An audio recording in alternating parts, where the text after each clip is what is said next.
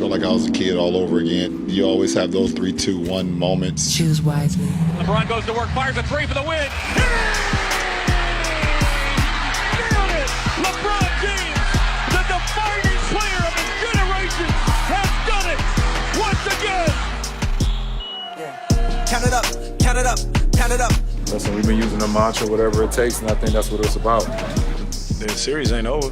You got to win 4 games for the series to be over, right? And all of a sudden, I'm so good at math.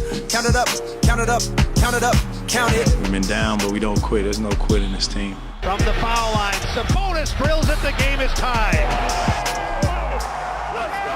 Uno, dos, tres. Proceed with caution. It's going to be tough in that building. It's win or go home now.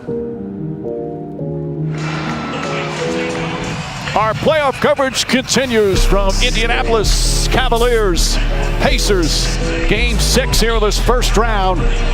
And it's presented by Mountain Dew Kickstart. An elimination game. Can the Pacers hold off LeBron James and the Cavs and have this series head back to Cleveland for a Game 7? We will find out shortly as we look at the starting lineups brought to you by Modelo Especial. And as Lisa Salters reported, no George Hill, 3rd straight game, the back injury. Jose Calderon will start his 3rd straight game. They're 2-0 in the games he started with Corver, James, Smith, and Kevin Love for Tyronn Lue. Meanwhile, for the Indiana Pacers, the balanced scoring. They all average in double figures, led by Victor Oladipo. Bojan Bogdanovic, the 2nd leading scorer, but he has his hands full at the other end, having to guard LeBron James. Coming off a thrilling Game 5 in Cleveland, Victor Oladipo with a chance, but LeBron James with the block. It was a goaltend, but it wasn't called. Meanwhile, LeBron James in the final seconds, the buzzer-beating 3, capping off another epic performance in his legendary career. And the Cavs win their 2nd straight to take a 3-2 lead in this best-of-7 series. Cavaliers won Game 4 here at Bankers Life Fieldhouse. By the way, that three-pointer, the only field goal they made in the final almost 7.5 minutes as the Pacers mounted another comeback but fell short and now face elimination in front of their hometown fans. Hello again, everyone, with Mark Jackson, Jeff Van Gundy, Lisa Salters, Mike Green on hand. This crowd is fired up for a Pacer team that led 2-1 at one point.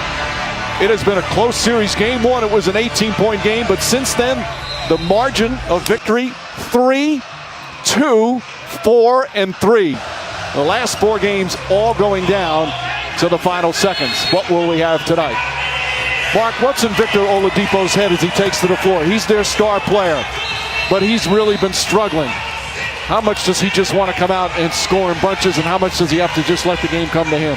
Well, to me, he's got to be aggressive in transition, but more importantly, he's got to be willing to take the double team. If they're going to double team him, then they're daring him to be a playmaker. He's got to be willing to make plays and trust his teammates. Jeff, this series has been extremely low scoring. Both teams averaging well below their regular season average, which happens in the playoffs, but perhaps not to this extent. Has the defense been so good, or are the offenses struggling?